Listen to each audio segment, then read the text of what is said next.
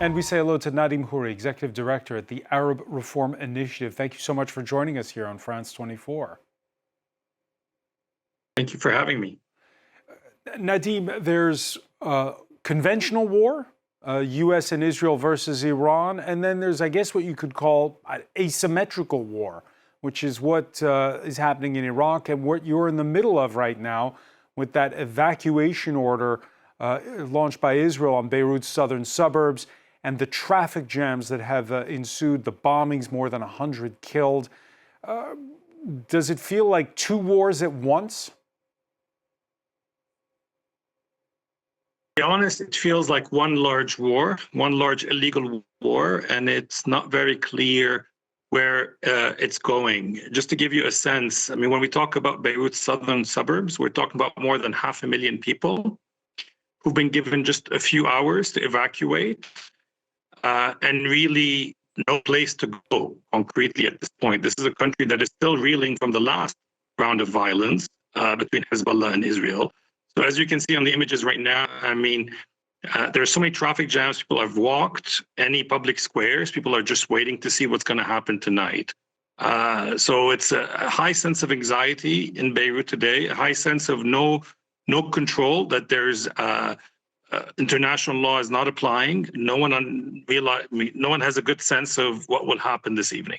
Yeah, our Jerusalem correspondent saying that many in Israel critical, saying there doesn't seem to be a formulated plan on the part of the Israelis. Was this what was expected, this scenario, when you saw last Saturday the start of the fighting between Israel and the U.S. on the one hand, Iran on the other, and the killing of Ayatollah Khamenei? Look, I think that's the question everyone is asking, is what is the end game and what is the game plan that Trump and Israel had by launching this war? Also, a lot of people in Beirut were wondering what went through Hezbollah's mind in terms of, again, entering into another conflict with Israel.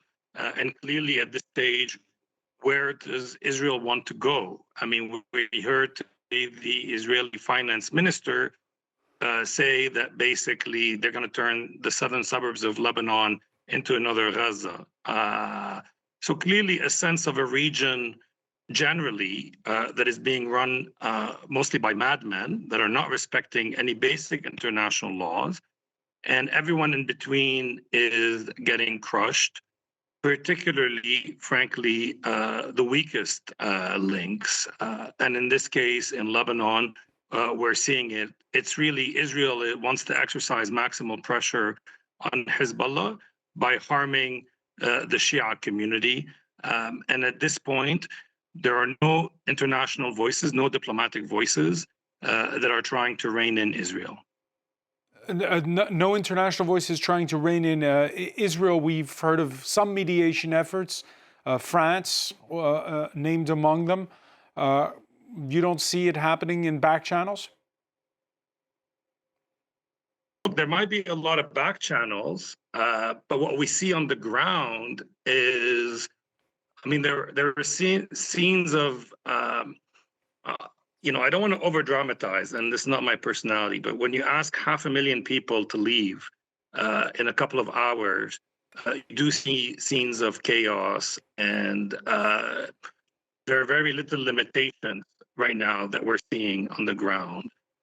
Is it just bluster from Israel? Did they just evacuate just to exercise maximum pressure on Hezbollah and on the Lebanese government, which already took very courageous decisions over the last 2-3 days, that they will disarm Hezbollah and treat any weapons that they see as illegal arms?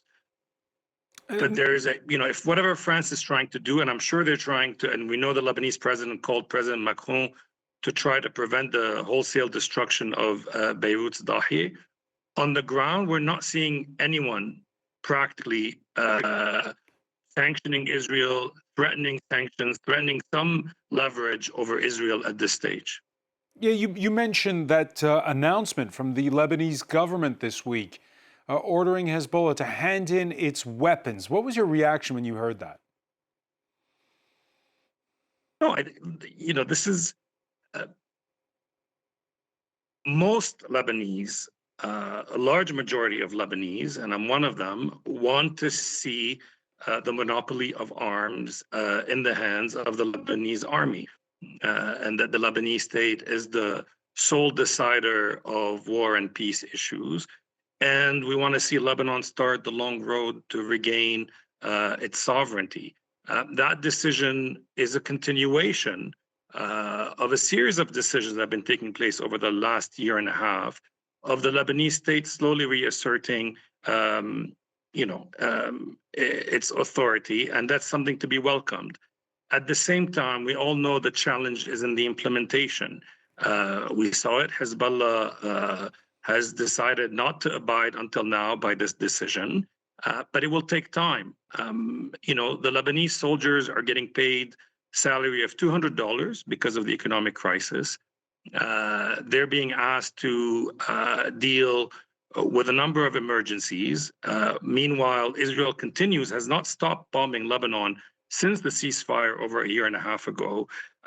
So I think Lebanon is on the right track, but it needs time that the Israelis don't seem willing to give. And every time the country tries to go a step forward, Israel just demands more, imposes more, and bombs more.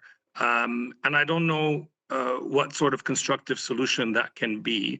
And at this point, obviously, that chapter of the conflict that you're talking about between Israel and Hezbollah is now part of a much wider regional deflagration.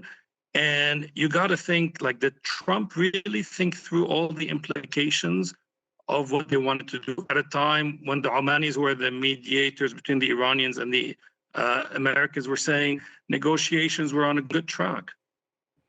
The question is whether it's one of these moments that reshapes the map of the Middle East. The 1979 overthrow of the Shah of Iran at the time completely changed the alliances in the region, directly impacted, of course, the Lebanon that you live in.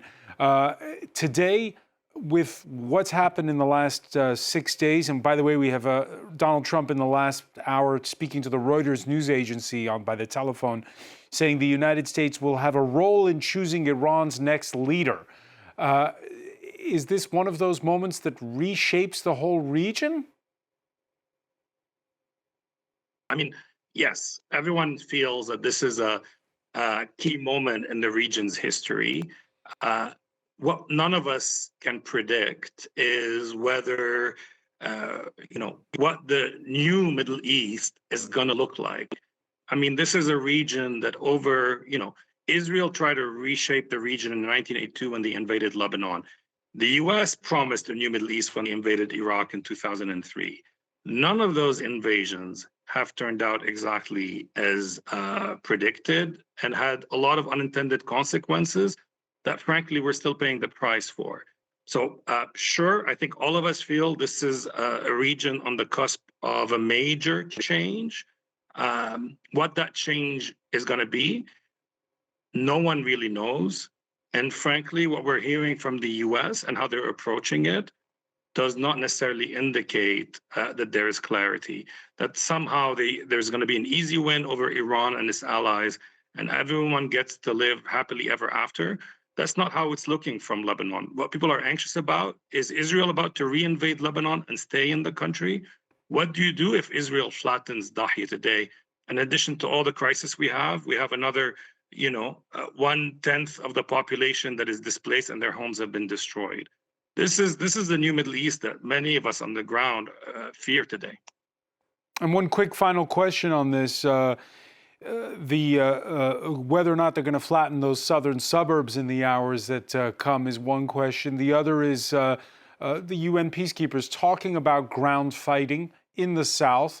It appears as though there could be Israel encroaching on Lebanon's territory in the largest proportions seen in a while. If the U.S. is not there to rein them in, then what? Do you think they'll stay?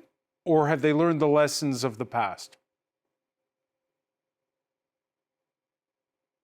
So look, let me just say, flattening Hezbollah would be utterly illegal under international law. Sorry, flattening Dahieh. I mean, this is Dahieh is people present it as a Hezbollah stronghold. It's the home of 500,000 people. It's as if you're flattening the eastern parts of Paris in one go. So just to kind of clarify, look, who can predict what Israel wants today and what the Israeli leadership under Netanyahu and the other extremist right-wingers in his government want? We've heard them say things like they want to settle parts of southern Lebanon. We've heard them say they're going to use the Dahieh doctrine, which became the Gaza doctrine, to reapply it, to create buffer zones that they will not leave. There's no trust of what the Israelis want. They've clearly amassed enough troops to do a land invasion of the country. How far in they want to go and with what intent, it's very hard to know at this stage. But obviously, people are very worried that we are looking at a scenario of they've evacuated most of southern Lebanon. Why would they do that if they're not planning to go in?